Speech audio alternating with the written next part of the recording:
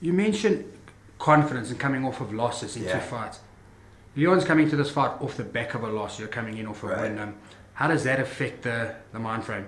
Yeah, I think his loss, Leon's. I think that loss for him. I mean, the way I looked at Leon's loss is it's probably something that motivated him. The losses I took is I got freaking smashed, bro. Like the fight before Winslow Nil, I just got demoralized, smashed, humbled. You know, it looks like Leon got out jabbed. Yeah. You know, I don't think he felt beat. I think if Boyd like knocked him out or like owned him and then choked him out and it was a decision. Yeah, it's a decision. So, decision losses are different than those losses, but it's probably enough to be like, hey, I need to train harder. So I believe I'll see a stronger Leon Mainhart than I did, a while ago. I mean, if I'm sitting there, maybe if I like reenact what Boyd did, maybe it'll start bringing back bad memories, and then he'll do that. But I don't think I have the long, lanky style that Boyd does. But if for some reason I start throwing jabs and I end up breaking his nose somehow, then maybe the confidence issue would come through. But I think that loss motivated him more than set him back. Okay. Talking about his strengths and weaknesses, what do you perceive as some of his strengths and in the same regard, some of his weaknesses? Yeah, so one of the things I notice about his strengths is like he's tough and like I've already accounted for that. Like I'm not going to be able to put this guy away and make him quit easy. I mean, all you see is these pictures of him all bloody, just going forward. So his toughness is really strong point. His hands look sharp, his kicks look strong. His footwork looks good, and he's got some head movement and all that stuff. I guess I don't really see. I would say groundwork might be a weakness, but I've never seen it. I've never seen a lot of his. I saw him choke people. I see him choke people a lot of time. If you stun somebody, you can choke anybody. Yeah. It's a natural reaction. I don't see him like setting up submissions like a jiu-jitsu guy would or whatever. I've only seen select clips of him.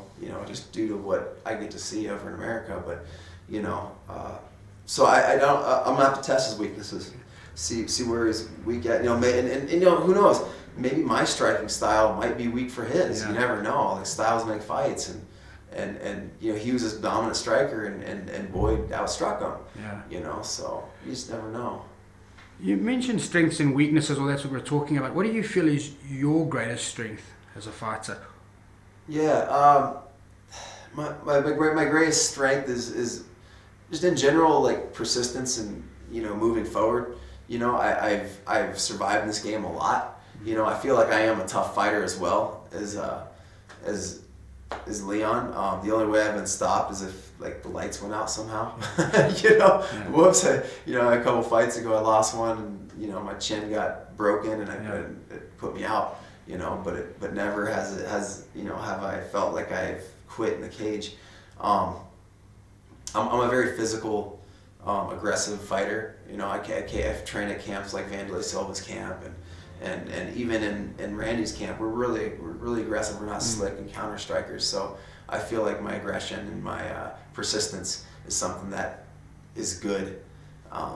But yeah, again, like my strikes will shine. Like I've had fights where I ended up on my back and I triangled people. Yeah. So that's a strength, but that only depends on the fight. Depends on who I'm fighting. That fight in particular, I was fighting a guy in a 5-round fight at middleweight in Australia, and I was milking that first round because I was saying like if I could get him tired, he was taking me down and getting up, and I just happened to find a triangle on the way. I was comfortable, but like I played a bottom game for the first round, but that was my plan. I didn't want to try to outmuscle a middleweight when I was fresh. He was fresh, so I just kind of like decided to like sort of milk him a little bit for that first round, but he happened to fall into a submission move that I knew. So, Let's talk a bit about your nickname then. Explain the pain train to me. Where does that come from? The pain train. So back in the day, there was a commercial that Reebok did, the Terry Tate office linebacker. You might have seen on ESPN. It went viral, and this big bald, jacked black dude was like named Terry Tate. I don't even think he's a real football player, but he looked the part. But basically what he would do, the premise of the commercial was he would go around and he would use his football skills to regulate the office. Like, you didn't put your cover sheet on your TVS reports. And he'd tackle somebody, and you're late, Leonard, what the hell, you know? But one of the things you do, he was intimidating this guy. He's like, oh, the pain train's coming, woo, woo, woo, woo, you know? And so that was like funny, and like when I was a collegiate track and field athlete, we thought that was hilarious. But one of the things I did is like, I had this ability, I don't know if the ability, I wasn't the most talented runner. I wasn't. Look at me, I'm like short and stocky, you know, and like I'd look at people go to the wrestling room, like, wow, I look like those guys, not these skinny runners, you know?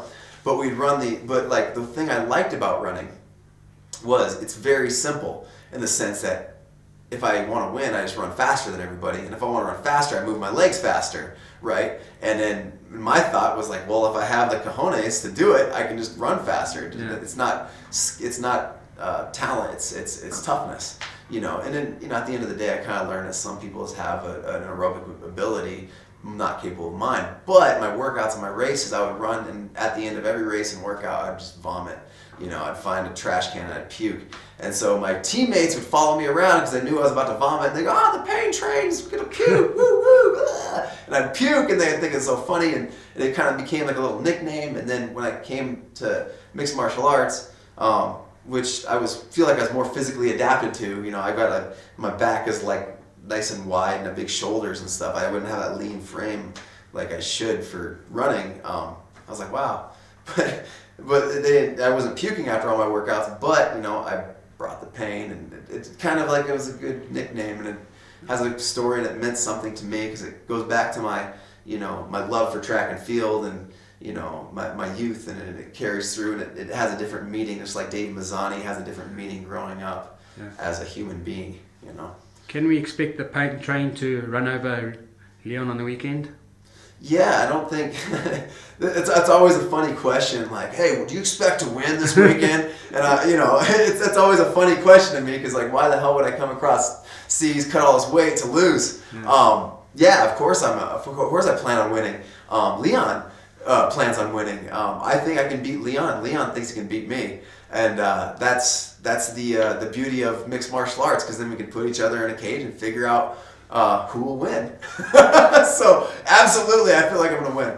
Besides from vomiting after the fight, what's the first thing you're probably going to do if you win? You know what? I don't vomit after fights anymore. So I'm adapted again. Like, first thing I'm going to do when I win is I'm going to, you know, find a beer. So I haven't had a beer in a long time, and those are delicious. And then I want to see, you know, meet the fans. I brought little autograph cards, and I'm gonna sign autographs and stuff. If people want them, you know, if people like enjoyed my performance and enjoyed what I did for them. Like as I said before, the fans are what make the fighter, and like, because otherwise I would just be some guy fighting by myself, you know. But because people are watching, paying tickets, helping me become the best fighter I can be. If there was nobody to watch, then I wouldn't be able to do this. You know, I wouldn't be able to inspire people to do great things. Because I started MMA late. I never did martial arts growing up.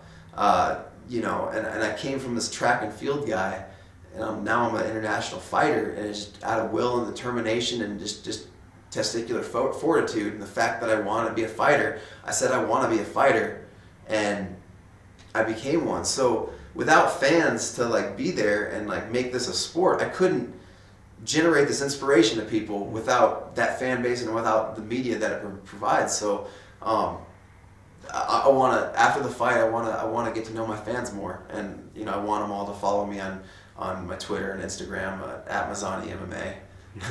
At Mazzani MMA if you want to follow me. And yeah, that's basically what I'm gonna do. And then I'm gonna eat a bunch of, I like chicken wings. If I can eat chicken wings after, like some hot wings. I don't know if you guys have buffalo wings in South Africa. We do.